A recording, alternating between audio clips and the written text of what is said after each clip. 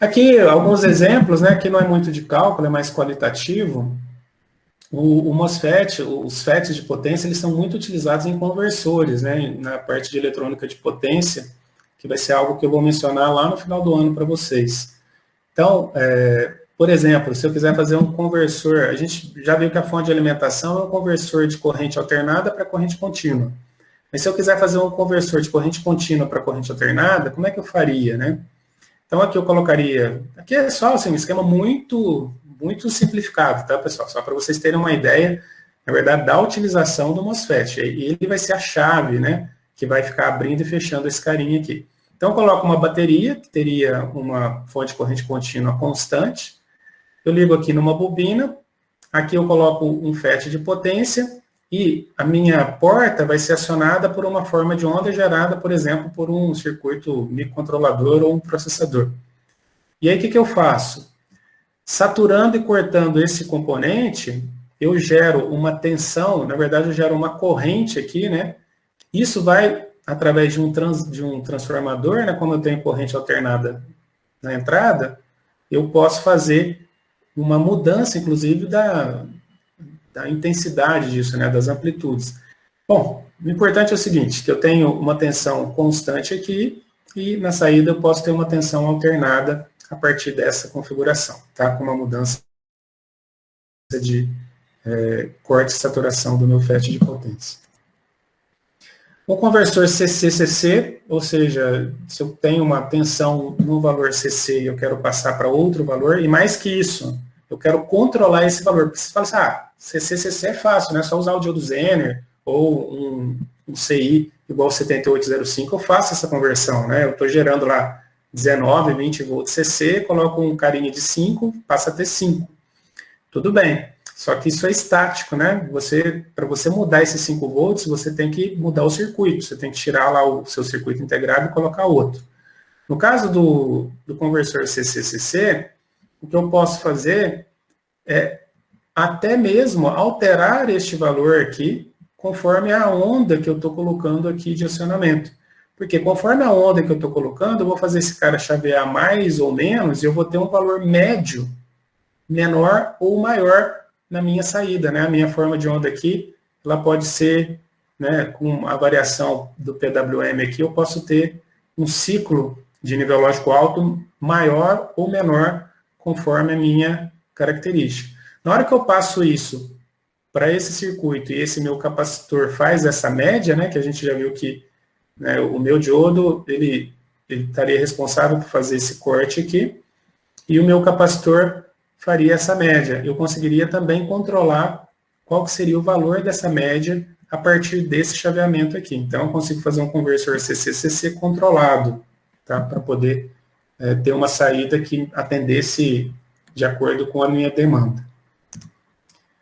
Eu posso fazer um controlezinho automático de luz, né? Isso aqui é muito simples também. Pode ser feito esses controles de luz de corredor, por exemplo, né? De prédio.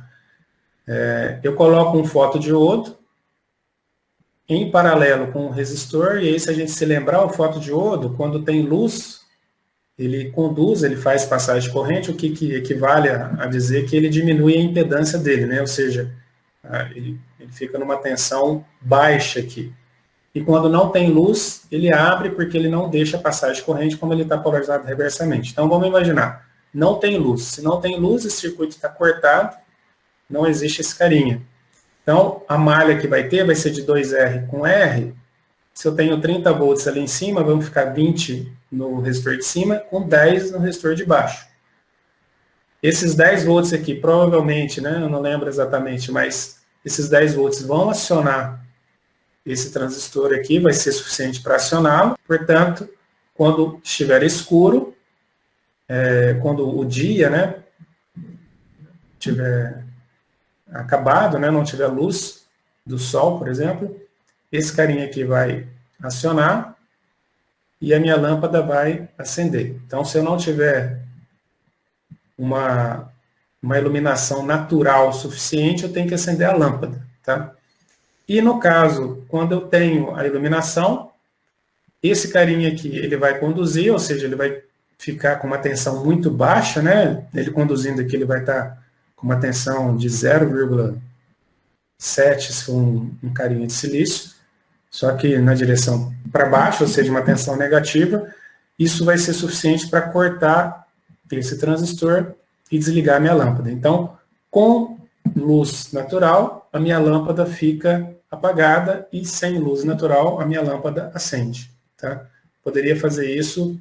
Falei do controle de corredor, mas o controle de corredor precisaria colocar um timerzinho, né, para ele poder desligar também, para não ficar consumindo essa energia o dia todo. Então, aqui precisaria colocar um timer para poder deixar ela acesa só durante um tempo, né, mesmo estando de noite, ela fica acesa só durante um tempo para você poder economizar energia. Mas é um circuito muito simples, né, como se fosse uma fotocélula dos postes. Né? Os postes não tem exatamente esse circuito aqui, mas isso aqui a gente poderia implementar em qualquer lugar que eu precisasse dessa característica. Né?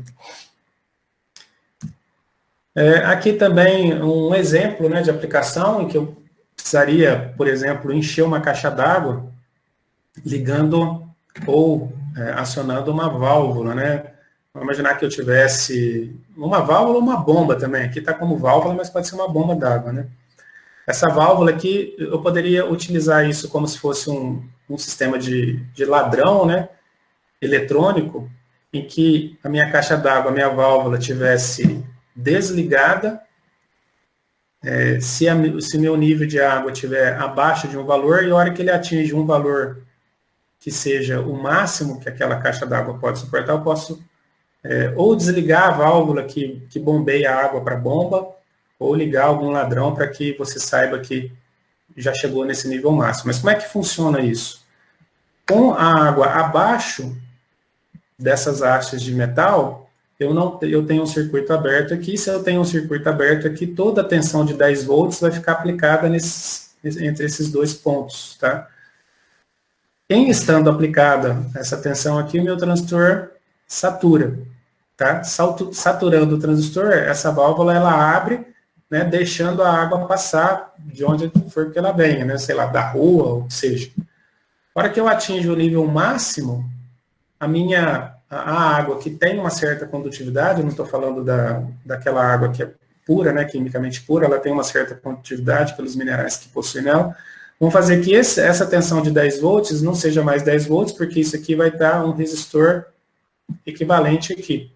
Esse resistor tem que ser muito mais baixo do que esse, de forma que quando essas hastes, né, tiverem essa condução, tem uma tensão muito baixinha aqui, próximo de 0 volt, tá? E esse transistor vai cortar. Cortando esse transistor, eu fecho a válvula e impeço que tenha um transbordamento, por exemplo, da minha caixa d'água, tá?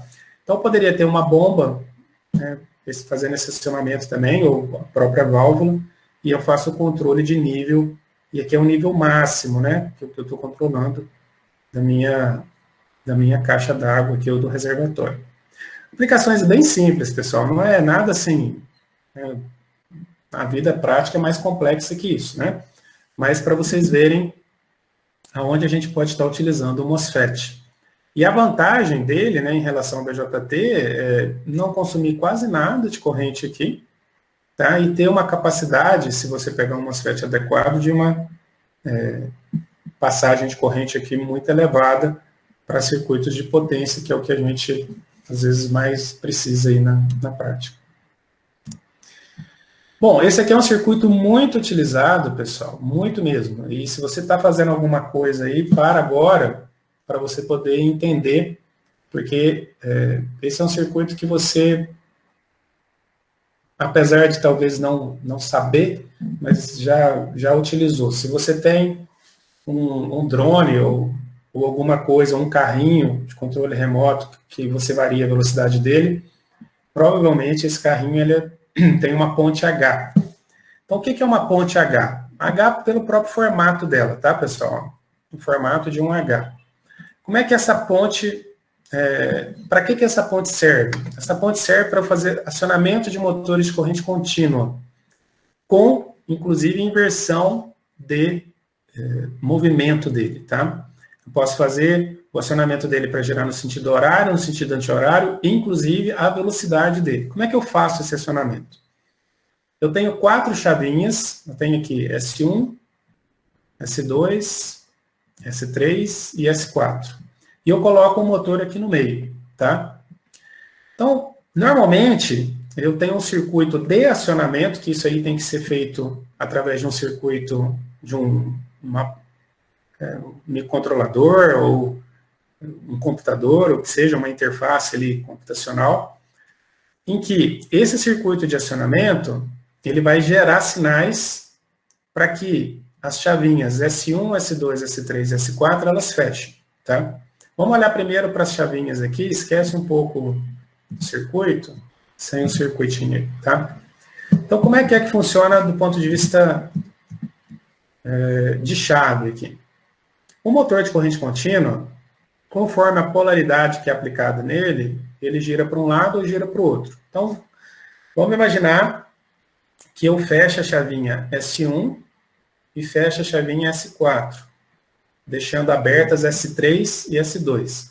Dessa maneira, esse polo positivo vai estar sendo aplicado do lado esquerdo e aqui o negativo vai chegar no lado direito.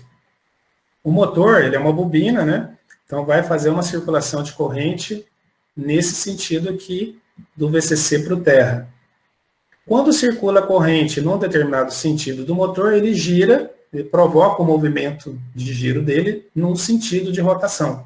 Então esse motor, por exemplo, né, ele estaria girando no sentido horário quando eu tivesse essa polaridade. Se eu deixar essa chavinha S1 e S4 fechadas permanentemente, quer dizer que está circulando a máxima corrente nesse motor e está no máximo giro, ele está na velocidade máxima. Mas se eu fizer um acionamento em que S3 e S2, né, essas chavinhas, fiquem abertas permanentemente, mas S1 e S4 fiquem abrindo e fechando de tempos em tempos, ou seja, eu coloque uma onda quadrada, o que vai acontecer?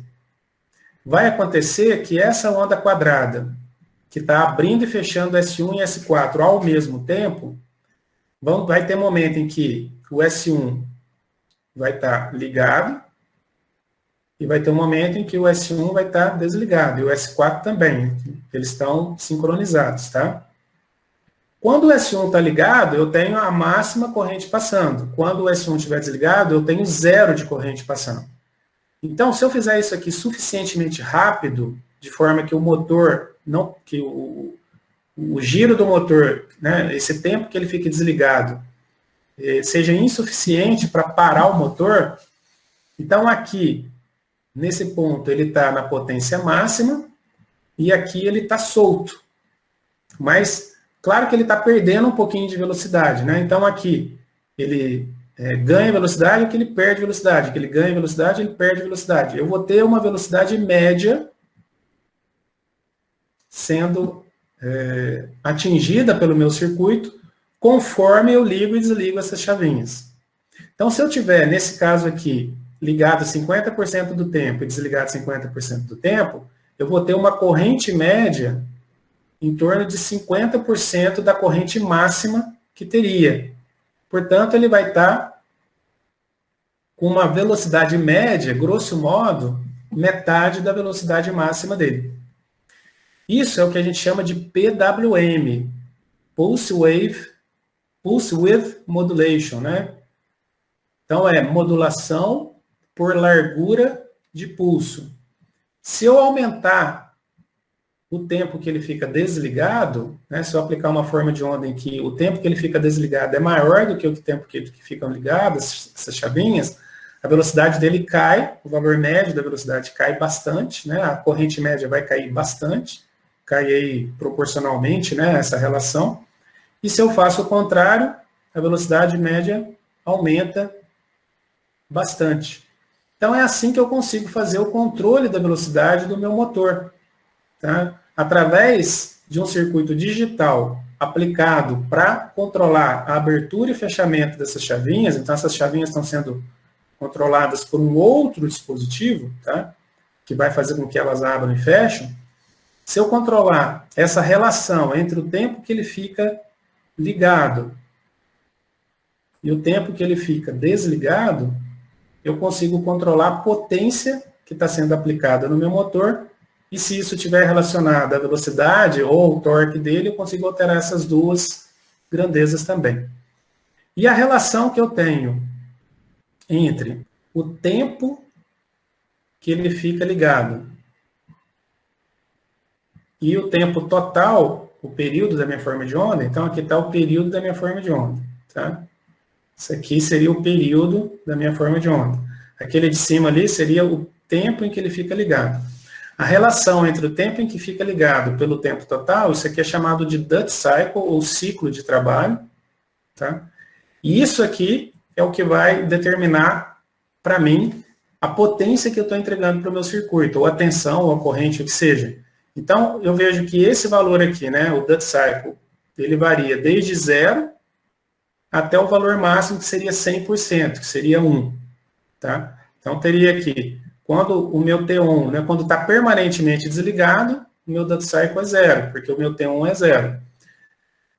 Se ele tiver 50% ligado, 50% desligado, eu tenho o T1 meio T, né? Embaixo é o T, então eu teria um duty cycle de 50%. E se ele tivesse ligado permanentemente, que era aquele primeiro caso, né, que eu falei, que a chavinha S1 e S4 ficavam ligados permanentes, eu teria um duty cycle de 100%. Então, essa variação de 0% a 100% faz com que a potência na minha carga, qualquer que ela seja, que está sendo representada por um motor, mas poderia ser um resistor, quisesse, né, fazer um controle de temperatura, né, através da dissipação de potência nele, poderia ser a intensidade luminosa de alguma coisa, eu tenho lá uma chocadeira e eu quero, através da intensidade luminosa do fio, gerar um calor também para os ovos, né, para poderem chocar de uma forma mais otimizada. Eu consigo fazer isso através do controle do duty cycle. Quem faz esse controle é um circuito que está fora dessas chavinhas, tá? Mas essas chavinhas são controladas. Bom, no caso da ponte H, eu ainda tenho uma vantagem adicional, que além desse controle poder ser feito numa determinada direção para um motor, ela pode ser feita também na direção contrária. Eu posso fazer até ele girar ao contrário. Se eu quiser dar ré num carrinho, né, inverter o sentido de giro das rodas de um carrinho, é só eu não acionar mais, eu abrir permanentemente S1 e S4 e passar a fazer exatamente isso que eu mencionei com S3 e S2. Tá? Então, eu faço esse acionamento do liga e desliga de S3 e S2, e agora eu tenho a mesma propriedade de velocidade, controle de velocidade, torque, só que no sentido contrário. Tá? Então, a ponte H, ela é muito utilizada no controle de motores CC, principalmente esses que a gente precisa de ter grande variação de velocidade, inclusive inversão de sentido do giro dele, que agora, nesse caso aqui, ele giraria no sentido, por exemplo, anti-horário. Essas chavinhas, elas são, na verdade, eletrônicas, né? Eu não tenho uma chavinha física lá que eu fico ligando e desligando, uma pessoa para fazer isso, né? Então, o que eu tenho que fazer? Eu tenho que colocar componentes eletrônicos, que nesse caso são os nossos MOSFETs, para fazer esse papel. E a gente já sabe, né? Como é que a gente consegue fazer essa chavinha fechar e abrir? Simplesmente colocando o nível lógico baixo, né? Ou alto. Estou colocando aqui na convenção nossa, mas poderia ser 10 volts, 3 volts, que seja. E aí, o que eu vou fazer? Vou fazer esse cara se transformar num resistor com uma resistência muito baixa ou num circuito aberto, que seria um resistor com uma resistência muito alta, chavinha abrindo e fechando. Esses acionamentos aqui, como são acionamentos digitais, podem ser feitos através de um microcontrolador ou de um circuito digital que você tenha projetado, um circuito sequencial. Tá? O que precisa ter é um sincronismo. Então, você pode, você pode fazer uma ponte H com 4 transistores MOSFET, desde que você faça um programa em que na hora que você estiver acionando, Q1 e Q4 estejam sincronizados, e aí você vai alterando o duty cycle dele, e nunca acionando Q3 e Q2, tá? Para você poder girar ele num sentido só. Ah, eu quero girar ele no outro sentido, então eu faço agora o acionamento de Q2 e Q3, do mesmo jeito que eu falei para vocês, tá? Então, você pode construir isso de forma discreta, ou seja, pegando os 4 transistores e fazendo um programa, né, de acionamento para eles, ou você pode utilizar um circuito integrado que já vem com tudo isso dentro. Então, você não precisa colocar 4 transistores. A única coisa que você vai ter que fazer é entender como é que ele funciona. Ele vai ter aqui 2 saídas onde eu coloco o motor, né? Isso aí tudo está indicado em manual, viu, pessoal? Então, aqui eu teria Alt 1 e Alt 2, onde ficaria o meu motor, né, que seria no meio aqui, né, o equivalente ao meio do meu circuito. A ponte H está aqui dentro, tá? E tem aqui uns componentes adicionais que ele pede. E aí, o meu microcontrolador não precisaria acionar os transistores especificamente, ele poderia colocar simplesmente um código, né, uma palavra binária nessas entradas IN1, IN2, D1 e D2, de forma com que o meu circuito aqui ele faria o papel de acionamento, né, ele faria esse sincronismo aí de acionamento. Então aqui, esse aqui é um circuito que eu peguei, né, a título de exemplo, um circuito de 20 pinos, e como é que eu consigo saber o funcionamento dele? Eu vou lá no manual e vejo a tabela verdade que ele apresenta. Então, se eu quiser girar o motor no sentido horário, essas 4 entradas aqui eu tenho que colocar a combinação 01, 10, tá? Para D2, D1, IN1 e IN2. E se o meu motor tiver com defeito, alguma coisa assim, na saída FS vai aparecer nível lógico alto. Isso aí eu posso realimentar no meu microcontrolador para poder desligar, né? Se eu tiver alguma falha no motor, eu desligo tudo, tá? Então, quando eu coloco essa combinação na entrada, as saídas Alt 1 e Alt 2, elas vão ficar com alto em cima e baixo embaixo, né? Baixo em bom, Alt 1 vai ficar em alto e Alt 2 vai ficar embaixo. Ficou meio redundante aqui, né? E aí o meu motor vai girar num determinado sentido. Se eu quiser fazer no sentido anti-horário, eu coloco uma outra palavra lógica, tá? E aí o circuito aqui ele vai se encarregar, né, de acionar os MOSFETs para mim e vai fazer o contrário, né? Vai colocar o meu motor girando no sentido ao contrário. Alt 1 vai ficar nível lógico baixo, Alt 2 nível lógico alto. Se eu quiser agora deixar o motor livre, fazer o giro livre do motor, deixar ele solto, tem 2 formas de fazer isso. Eu posso fazer com 2 combinações. Posso colocar com 0100 ou 0111. Dessa forma, ele vai colocar o giro livre do motor com nível lógico baixo, ou seja, eu desligo o motor, aqui vai ficar 0 volt em cima, 0 volt embaixo, ou eu coloco o VCC em cima, VCC embaixo, também desliga, porque não tem corrente circulando nele, e ele vai ficar com o giro livre, tá? E aí, se eu tiver um microcontrolador, né, se vocês perceberem, através dessas entradas aqui, eu posso gerar uma forma de onda, né, para poder fazer, por exemplo, o meu PWM, e não só gerar ele num sentido ou no outro, mas também fazer um controle de velocidade desse giro para eu utilizar. A vantagem disso aqui é que está tudo num encapsulamento só, você não precisa de muito fio para interligar, né, está tudo pronto para você. A desvantagem é que você precisa olhar as especificações, eu não coloquei aqui, em termos de tensão e corrente, de qual é o motor, né, a carga máxima que ele suporta, porque dependendo do tamanho do motor em termos de potência, né, da capacidade que ele precisa, de corrente, de tensão, eu preciso realmente buscar os MOSFETs discretos, que eu falo, né, aqueles MOSFETs individuais. Eu tenho que comprar os transistores e eu mesmo fazer isso, porque esse CI tem as suas limitações, tá?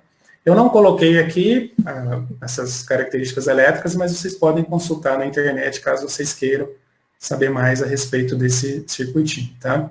Esse é um circuitinho muito útil para acionamento de motores, por exemplo, desses pequenininhos aí, esses drones, carrinhos, como eu falei para vocês. Tá bom? Então, aí mais uma utilização e um uso muito frequente dos